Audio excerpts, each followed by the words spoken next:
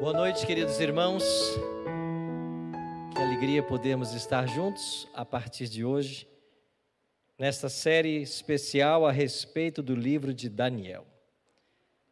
Quero convidar você a tomar a sua Bíblia e abrir comigo no primeiro capítulo, onde vamos começar a nossa viagem. Uma boa noite a você que nos assiste também pela internet, pelas redes sociais, seja muito bem-vindo. Nós vamos, a partir de hoje, ter uma série muito especial sobre o livro do profeta Daniel e você é o nosso convidado. Existem dois livros na Bíblia que chamam nossa atenção para o tempo atual: Daniel e Apocalipse.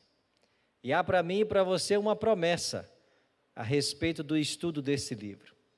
E você que está em casa também nos assistindo pela internet também tem esse desejo. Todos nós queremos ver a Deus. E para vermos ao Senhor, precisamos ir na sua palavra. Porque a palavra é a forma que Deus escolheu para se revelar. Aliás, nós nada poderíamos saber do Senhor, a não ser se Ele escolhesse ou não, se Ele não se escolhesse se revelar. Tudo que nós sabemos de Deus é porque Ele escolheu revelar. De outra forma, como poderíamos saber dele? Como poderíamos conhecer dele?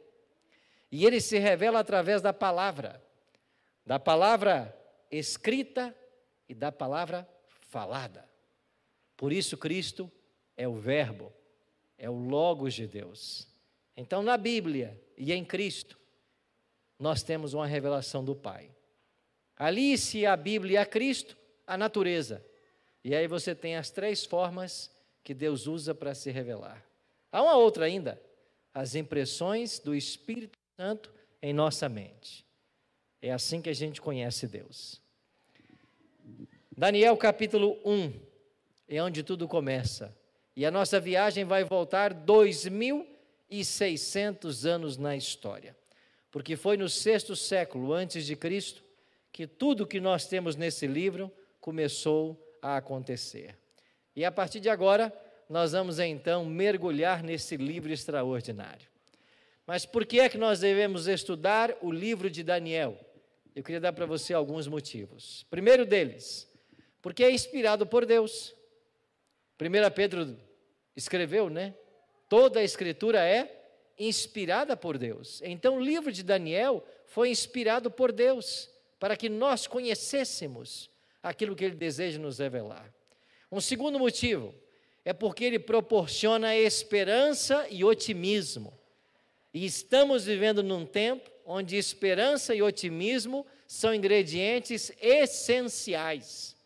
Porque estamos no meio de uma pandemia, no meio de uma crise mundial. E nós precisamos de esperança e otimismo. O mal do século é a depressão. E a depressão tem levado milhares à morte. Nós precisamos de esperança, precisamos de otimismo, e a Bíblia nos traz isso. É por isso que a gente tem que estudar esse livro. Há um terceiro motivo. O próprio Jesus Cristo nos indicou a leitura de Daniel. Isso está em Mateus 24:15. Jesus disse assim: quando, pois, virdes o abominável da desolação, de que falou o profeta Daniel no lugar santo, quem lê, entenda. Então leia Daniel, entenda Daniel. É um livro histórico, tem o aval do próprio Cristo. Ele fez menção ao profeta. Então o próprio Cristo indicou a leitura desse livro. Mas há um quarto e último fator pelo qual devemos estudar esse livro. É um livro que foi selado para um tempo específico da história humana. E aqui em Daniel 12:4 nós lemos: tu, porém, Daniel, o anjo Gabriel está dizendo para Daniel: Daniel, terminou de escrever? Encerra as palavras e sela o livro. Até quando? Até o tempo do fim. Muitos o esquadrinharão e o saber se multiplicará. Quando? No tempo do fim. Então, de todos os 66 livros da Bíblia, apenas um deles não foi aberto à humanidade, senão no tempo do fim. O livro de Daniel.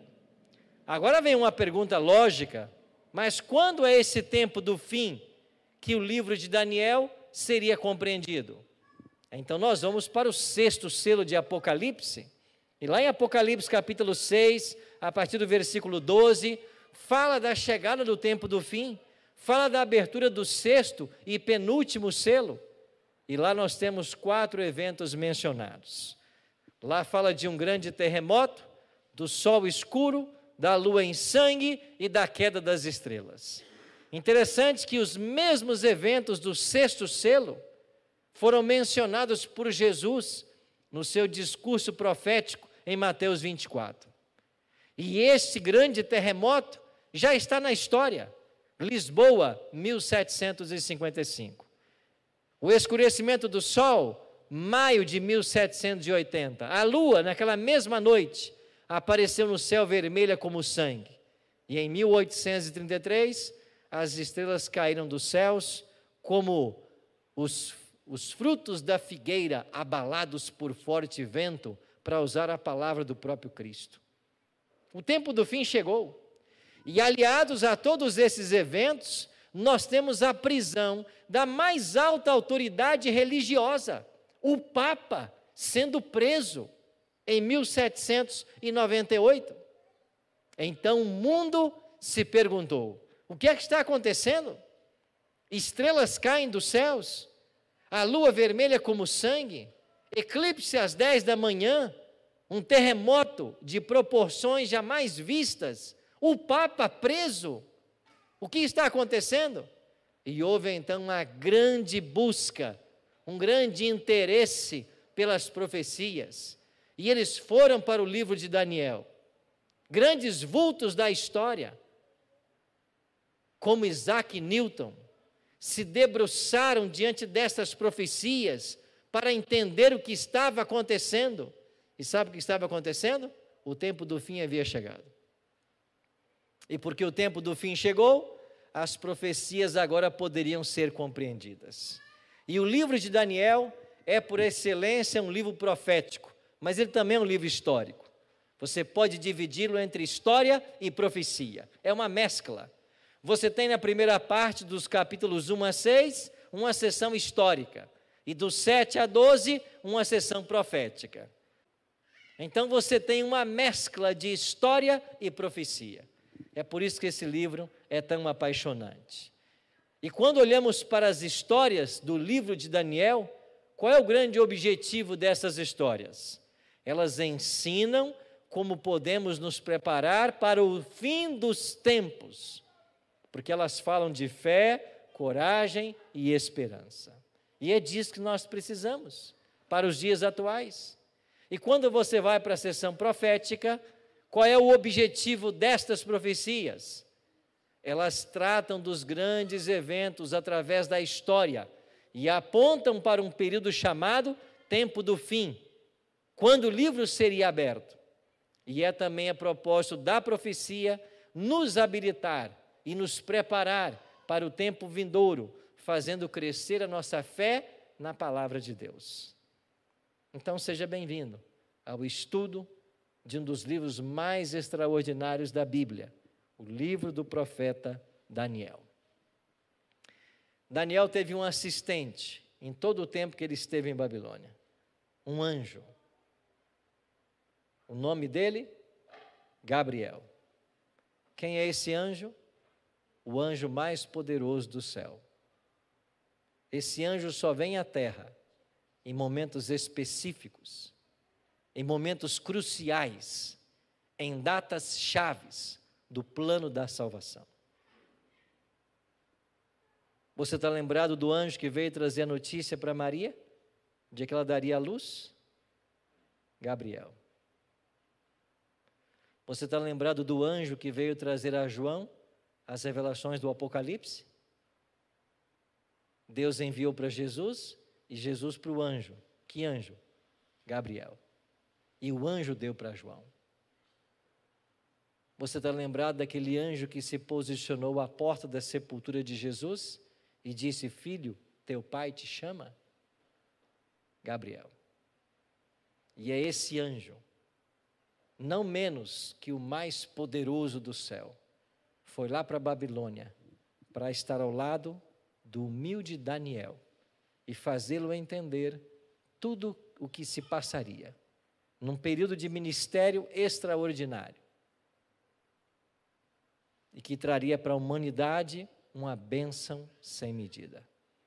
É por isso que quando você vai para o final do capítulo de Daniel, e nós vamos estudar isso aqui, porque nós vamos passar nessa série todos os capítulos. Quando você vai para o último capítulo, Gabriel diz assim: Daniel, chegou a hora de você descansar.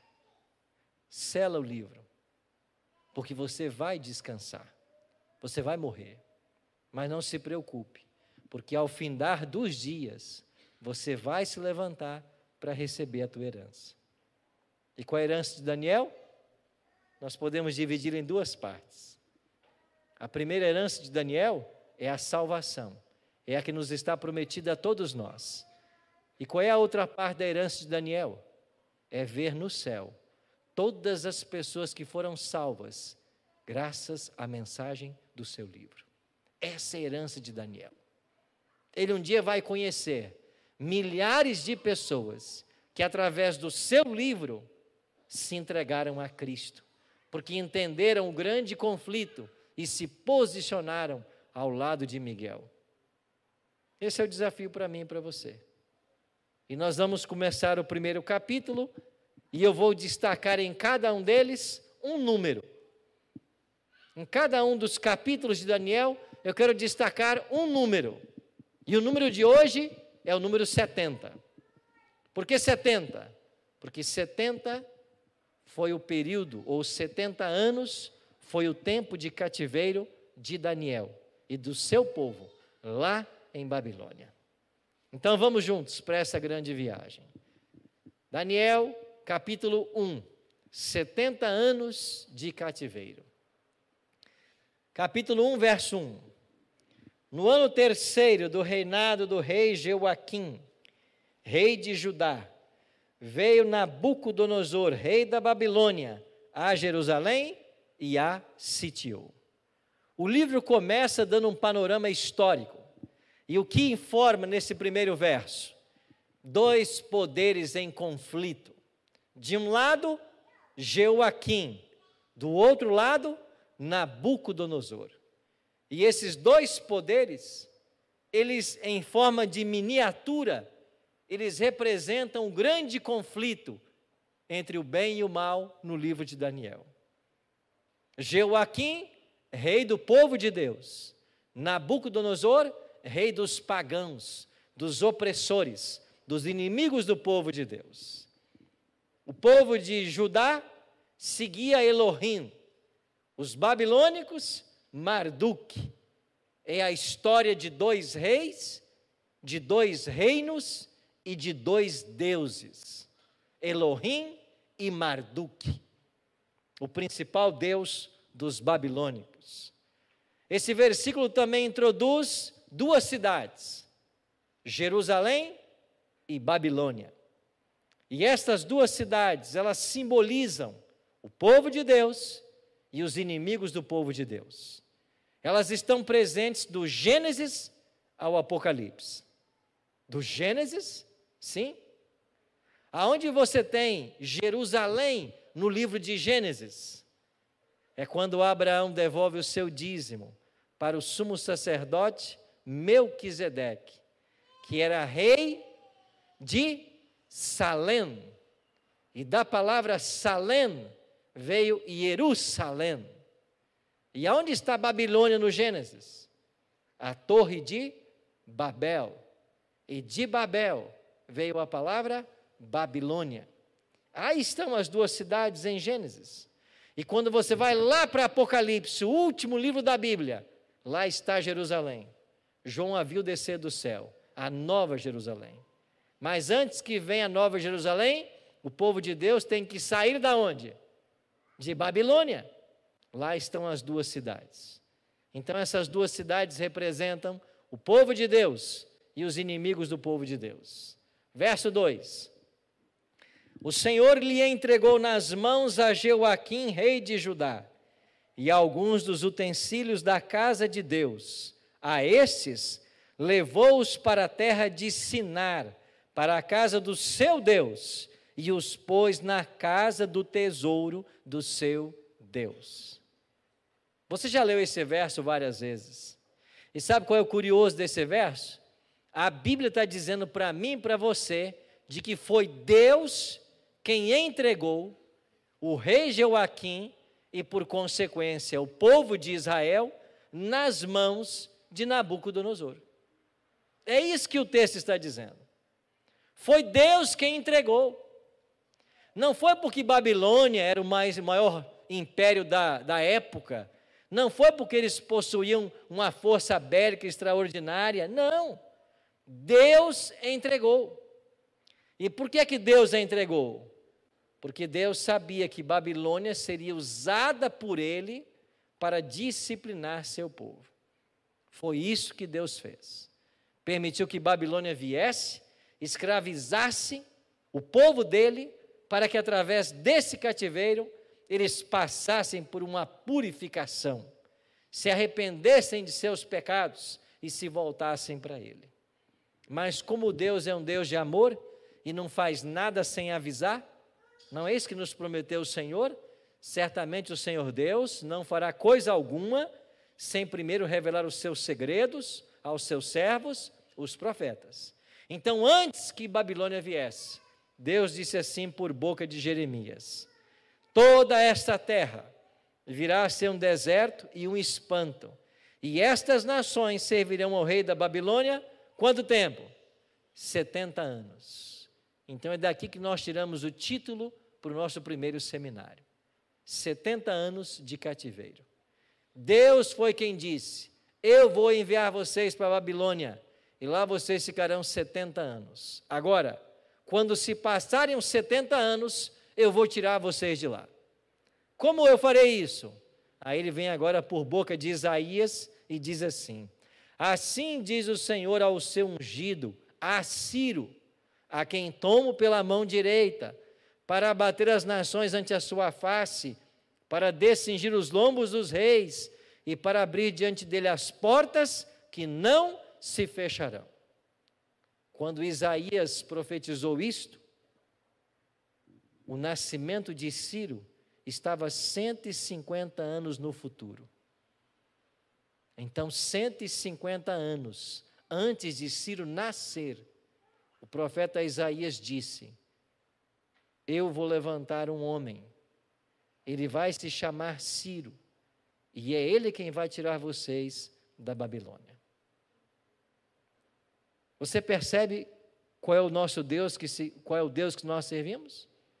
É um Deus que controla a história, é um Deus que sabe todas as coisas, é um Deus que se antecipa ao mal, é um Deus que prepara o caminho para seu povo, é um Deus que pensa em tudo.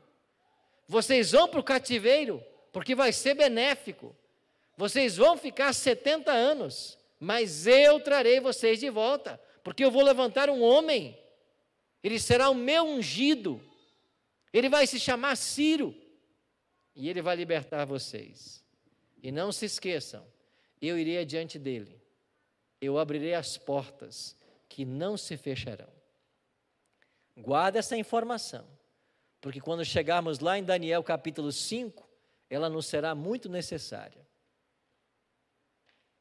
Deus iria à frente e abriria as portas. Então Deus profetizou o cativeiro. O tempo passou, o povo descreu das promessas, a despeito da voz de Isaías, da voz de Jeremias, eles descreram. Mas quando chegou o ano 612, morreu Nabopolassar e assumiu o controle do império neobabilônico o filho Nabucodonosor. E no ano 605, ele agora vai até Jerusalém e invade a cidade. Mas por que é que Nabucodonosor se interessou por Jerusalém? Você conhece a história? É porque um dia Deus curou o rei Ezequias e vieram os embaixadores de Babilônia para conhecer o Deus de Ezequias, o Deus que não só o curara, mas o Deus que fizera o sol retroceder, não é nem parar. Deus fez o sol retroceder, voltar atrás. E os babilônicos, especialistas em astronomia, perceberam. E quando eles perceberam o retrocesso do sol, eles ficaram preocupados, porque o sol era uma das suas divindades. E quem é que mexeu com o nosso Deus? E então chegou a notícia: Elohim, o Deus dos judeus, ele mexeu com o sol de vocês. Ele mexeu? Que Deus é esse? Vamos lá então em Jerusalém para saber que Deus é esse. E quando chega a embaixada babilônica, ao invés de Ezequias contar do Deus, o que fez o rei? Mostrou as riquezas que havia na cidade. Mostrou quão próspero era o povo judeu. E os embaixadores voltaram para a Babilônia. E quando chegaram lá, eles perguntaram: e aí, quem é esse tal de Elohim? E eles disseram: Elohim nós não sabemos quem é, mas esse povo judeu tem muito ouro, muita prata, vale a pena uma visita lá. E chegou o dia da visita, 605 a.C. Veio agora Nabucodonosor, invadiu Jerusalém, roubou o que ele podia roubar, entrou no santuário, pegou os utensílios. Se você for para o livro de Esdras, capítulo 1, mais de 20.000 peças, levou para a Babilônia e junto com os utensílios, levou os príncipes judeus. E entre eles, 4 que nós conhecemos por nome. Foi assim que começou o cativeiro. Nabucodonosor voltou uma segunda vez, em 597, para aplacar uma revolta, e voltou uma terceira vez para acabar de vez com essa cidade. E é na terceira invasão, em 586, que o templo foi destruído. Então, o cativeiro dura 70 anos a partir de 605. E o povo fica sem santuário também por 70 anos, mas a partir de 586. Porque ele só vai ser reinaugurado em 516. Então foram 70 anos como escravos e 70 anos sem santuário, mas as datas não são as mesmas. Porque a primeira leva de escravos foi em 605, e o santuário só foi destruído na terceira invasão. E o povo foi levado para a Babilônia. Onde nós estamos agora? No Salmo 137. O que é o Salmo 137? É o salmo que diz assim: saudades da pátria. Não é isso que diz lá? E os judeus escreveram lá em Babilônia, às margens dos rios da Babilônia, o Salmo 137. Em casa você lê o Salmo? Os judeus disseram assim: às margens dos rios da Babilônia, nós nos assentávamos e chorávamos, lembrando-nos de Sião. Nos salgueiros que lá havia, pendurávamos as nossas harpas. E aqueles que nos levaram cativos nos pediam canções, que fôssemos alegres, e diziam para nós: entoai-nos os cânticos que vocês cantavam lá em Sião, no monte Sião, no templo. E os judeus respondiam: como haveremos de entoar o canto do Senhor? Que a nossa mão direita se resseque, para que nunca mais tanjamos nossa harpa, que a nossa língua cole no céu da boca, se nós nos esquecermos de Jerusalém, a nossa maior alegria. Cativos em terra estranha, 70 anos, porque não foram obedientes às orientações divinas. O cativeiro começou, e lá estavam 4 jovens príncipes judeus. Não eram qualquer jovens. Se você fizer uma leitura de novo no capítulo 1, você vai encontrar 6 qualidades desses jovens. Meus amigos, esses 4 jovens eram da linhagem real e dos nobres, sem nenhum defeito, de boa aparência, instruídos em toda sabedoria, doutos em ciência e versados no conhecimento. Eram os melhores jovens que haviam em toda a nação. Olha as qualidades, olha para esses jovens. Eram jovens sem iguais. Na força da sua juventude, eles haviam se dedicado a Deus. E eles possuíam características, qualidades admiráveis. Mas sabe o que essa história nos ensina? Que mesmo pessoas que se preparam, mesmo pessoas inocentes, mesmo pessoas boas, mesmo pessoas que servem a Deus, também sofrem. E por que sofrem? Porque nós estamos no mundo de pecado. Esse mundo não é justo. Nós sofremos porque estamos no mundo de pecado. Eu recebi uma ligação anteontem de um amigo meu. E quando eu atendi o telefone e ele se identificou, ele disse esta frase: pastor, esse mundo é injusto. E começou a chorar. E ele fez isso porque ele está com uma filhinha recém-nascida, passando por momentos delicados da vida, problemas cardíacos. Esse mundo não é justo. Pessoas inocentes sofrem. É isso que ensina Daniel capítulo 1. Você pode servir a Deus, você pode temê-lo, você pode obedecê-lo, você pode buscar ser uma pessoa boa, uma pessoa honesta, mas você vai sofrer. Por quê? Porque esse mundo não é justo. Esta é uma lição para mim e para você. Isso aconteceu com esses 4 jovens. E agora começaram as provas lá na terra estranha, em Babilônia. Os versículos 3 e 4 dizem que eles deveriam ser competentes para assistirem no palácio do rei, e que ali lhes fosse ensinado a língua e a cultura dos caldeus.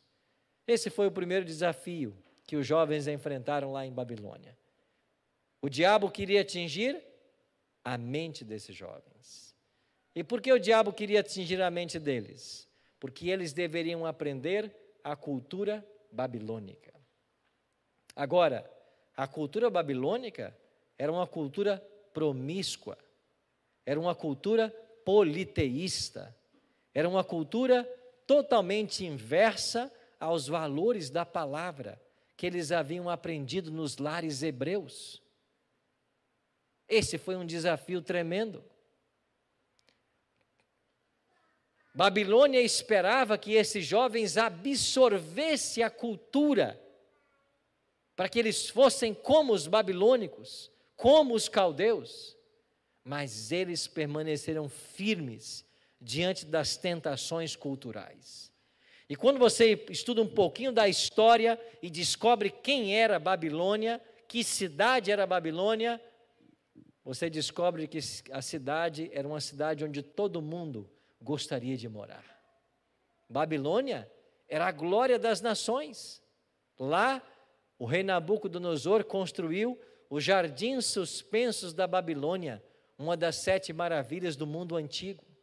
A cidade era cortada na diagonal pelo rio Eufrates, nunca faltaria água. Havia campos férteis por todas as partes. A cidade possuía uma muralha tão larga que 2 carruagens podiam passar ao mesmo tempo. Ninguém podia invadir essa cidade.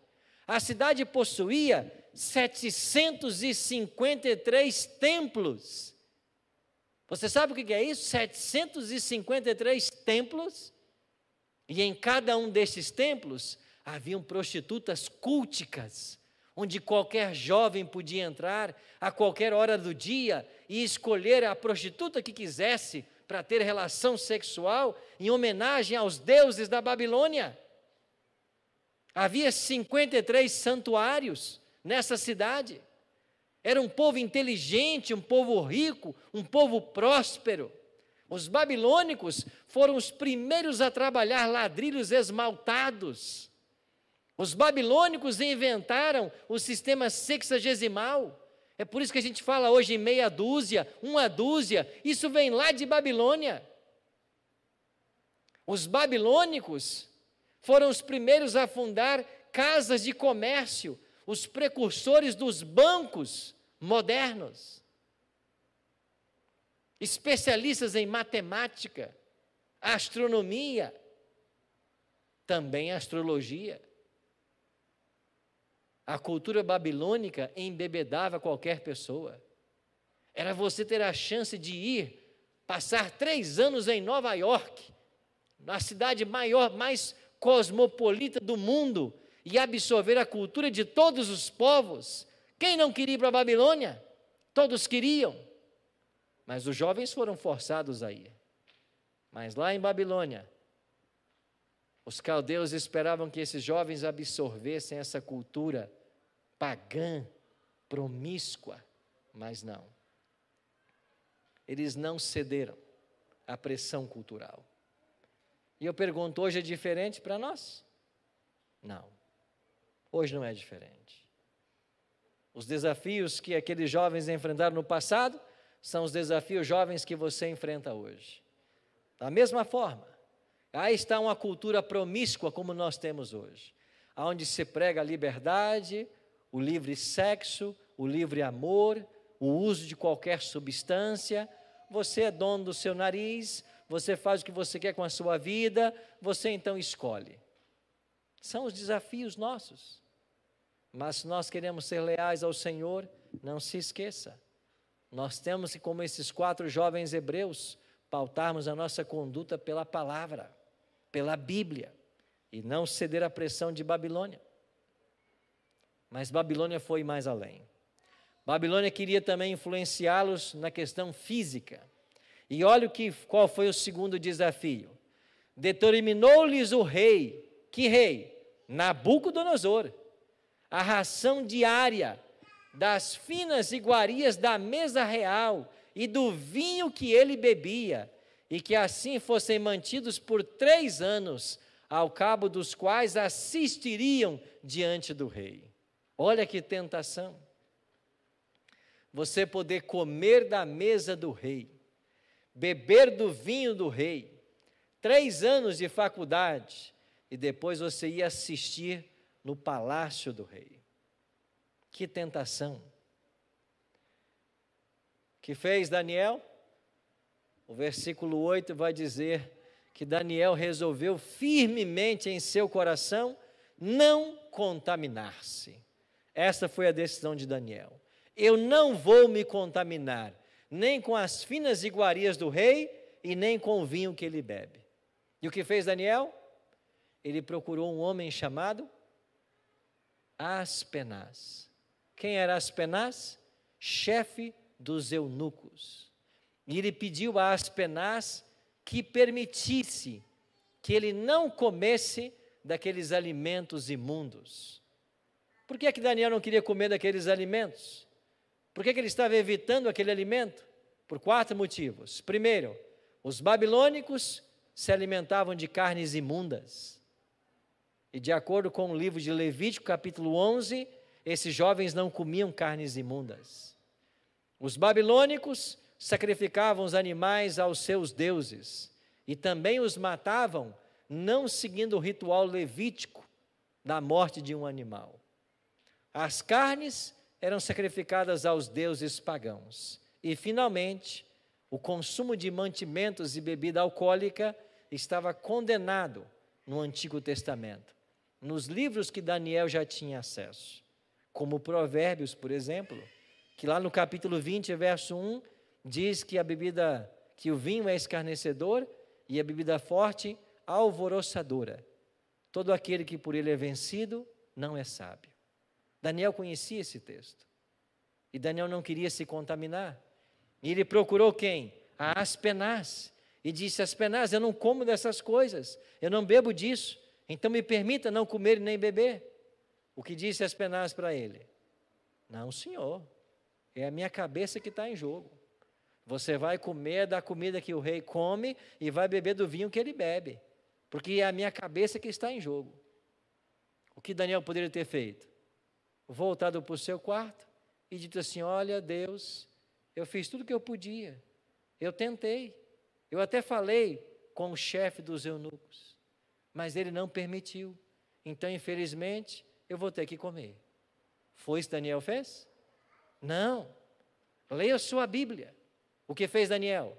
Ele procurou o cozinheiro-chefe.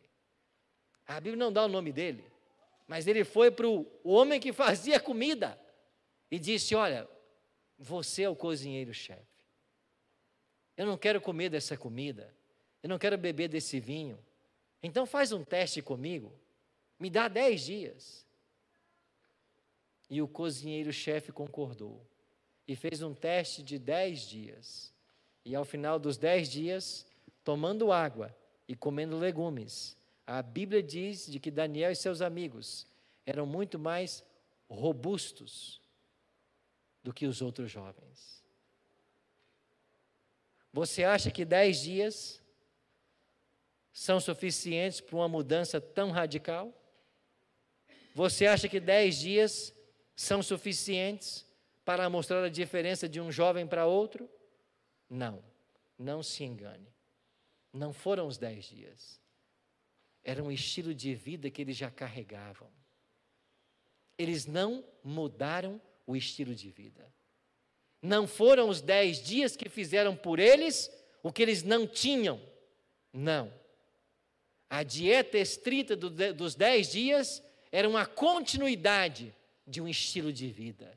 E porque eles não mudaram o estilo, eles foram achados mais inteligentes e mais robustos. Não é hoje também um desafio nosso viver os princípios de saúde?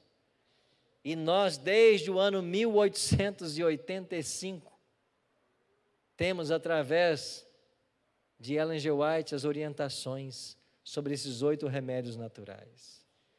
E hoje o mundo faz uma festa, e surgem aí os papas da nutrição, os papas do estilo de vida, e todos falando agora a respeito da importância de se tomar muita água, de se comer só 2 ou 3 vezes por dia, de se praticar exercício físico, a luz solar ajuda no combate à Covid. E os adventistas sabem disso desde 1885. Agora, sabe qual é a tristeza dos adventistas? É que a gente sabe, mas a gente não faz. A gente não pratica. A gente continua dormindo tarde, a gente continua bebendo pouca água, continuamos fazendo pouco exercício, não buscamos comer de forma equilibrada, o mais cru possível. Que lição para mim e para você esses jovens estão dando? Quantas mudanças temos que fazer?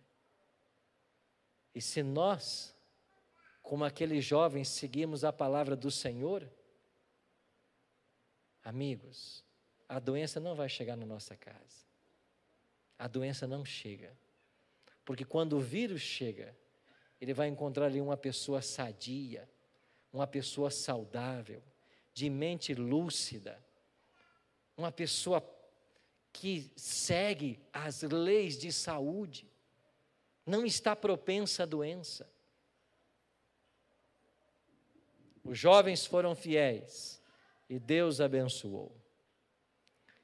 E Deus tem abençoado o seu povo. Há alguns anos a Revista Nacional Geográfica do Brasil publicou essa matéria, A Ciência da Longevidade. E esta revista trouxe uma matéria sobre os adventistas. Você se lembra disso, né? E o que disse a National Geographic? A igreja adventista proíbe fumar, consumir álcool, comer alimentos que a Bíblia considera impuros, tais como a carne de porco. Também tenta desestimular o consumo de outras carnes, alimentos muito gordurosos, bebidas com cafeína e condimentos e temperos considerados estimulantes. Isso é a National Geographic falando dos adventistas. Cereais, frutas, verduras e nozes constitui a alimentação escolhida para nós pelo Criador. Os religiosos também guardam descanso no sábado, dia em que socializam com outros membros da igreja e desfrutam de um período de descanso. A maioria dos adventistas segue esse estilo de vida prescrito, demonstrando talvez o poder de combinar saúde com religião. Ah, como eu queria que essa matéria fosse verdade. Nessa última linha, a maioria dos adventistas. Ela está dizendo, a maioria dos adventistas combina saúde com religião. O mundo está olhando, esperando ver um povo leal às leis de Deus e do que isso pode trazer como benefício. Mas há um último desafio, e com esse eu termino. Babilônia desafiou os jovens em termos espirituais. Desafiou a mente com a cultura, desafiou o físico com a alimentação e desafiou o espírito com a religião. O que eles fizeram? O chefe dos eunucos trocou os nomes dos jovens. O de Beltesazar, Daniel para Beltesazar, Ananias para Sadraque, Misael para Mesaque e Azarias a Abednego. E por que é que eles quiseram mudar os nomes? Porque na cultura hebraica, o nome é muito importante. O nome carrega um significado. O nome é muito valorizado. Olhe para Jeremias, Deus é exaltado. Isaías, salvação de Deus. Obadias, servo de Deus. Ou seja, os nomes hebraicos estavam relacionados com o Deus que eles serviam. E agora, Daniel, Deus é meu juiz. Colocaram o nome de Beltesazar. Bel, um dos deuses da Babilônia, proteja a vida do rei. O de Ananias, o Senhor é bondoso comigo. Agora colocaram o nome de Sadraque, inspiração ao Deus Sol. Misael, semelhante a Deus. E eles colocaram Mesaque, servo da deusa Sheba. E Azarias, o Senhor é meu ajudador. Eles colocaram Abednego, servo de Nebo, um outro deus da Babilônia. Eles não queriam apenas mudar os nomes, eles queriam mudar a religião desses jovens. E esse foi um tremendo desafio. Mas os jovens permaneceram leais, amando e servindo ao Deus Jeová, ao Deus Elohim, ao Deus Adonai. E qual foi o resultado da fidelidade deles? Está aqui, ó. Passaram-se os 3 anos, eles obedecendo às orientações da Bíblia, foram agora para a entrevista. E a entrevista foi como? Entrevista oral. Não tem como esconder, não tem como colar. Uma entrevista oral com quem? Com o próprio Nabucodonosor. E Nabucodonosor fez perguntas variadas. Olha o que diz o texto. Então o rei falou com eles, e entre todos não foram achados outros como Daniel, Ananias, Misael e Azarias. Por isso, passaram a assistir diante do rei. Em toda matéria de sabedoria e de inteligência, sobre que o rei lhes fez perguntas, os achou quantas vezes? 10 vezes mais doutos que todos os magos e encantadores que havia em todo o reino. Quantos dias os jovens foram provados comendo legumes e bebendo água? 10 dias. Para cada dia da fidelidade, Deus deu uma vez mais sabedoria. E eles foram achados 10 vezes mais sábios, mais doutos. Não é comparado ao cidadão comum de Babilônia, comparado aos magos de Babilônia, a elite intelectual de Babilônia, 10 vezes mais. Esse é o resultado da fidelidade. E quando termina o capítulo 1 de Daniel, ele termina no verso 21, que é o último verso. E o que diz o verso 21? Daniel, o quê? Continuou. Até quando? O primeiro ano de quem? Ciro, o homem que viria libertar o povo de Deus do cativeiro. Daniel continuou. Daniel foi até lá. E sabe o que esse verso ensina para mim e para você? Que quando você é leal a Deus, você vai continuar. Você vai permanecer. A sua história não acabou. E Daniel viu tudo isso. E a fidelidade desses jovens impressiona o nosso coração. Por que é que essa história está aqui contada no primeiro capítulo de Daniel? Para ensinar para mim e para você que ser fiel vale a pena.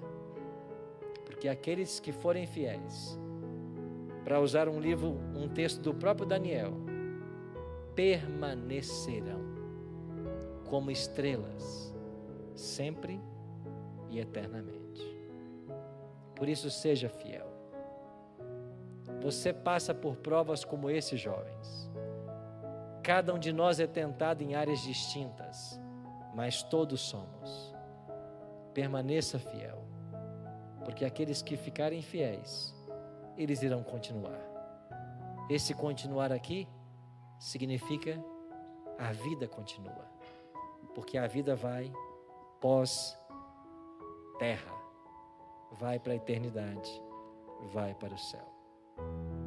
Vamos orar? Pai querido, nos ajuda a imitarmos Daniel, Ananias, Misael e Azarias. Nos ajuda hoje em nossas provas e em nossas lutas. Nos ajuda hoje a permanecermos leais ao Senhor, sabedores de que a nossa recompensa será grande, de que o nosso galardão será eterno.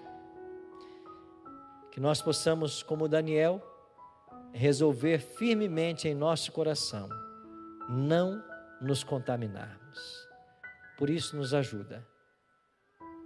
Que o mesmo Espírito que esteve com Daniel e o auxiliou há 2.600 anos no passado, esteja conosco e nos ajude em nossa caminhada. É a nossa oração, em nome de Jesus. Amém.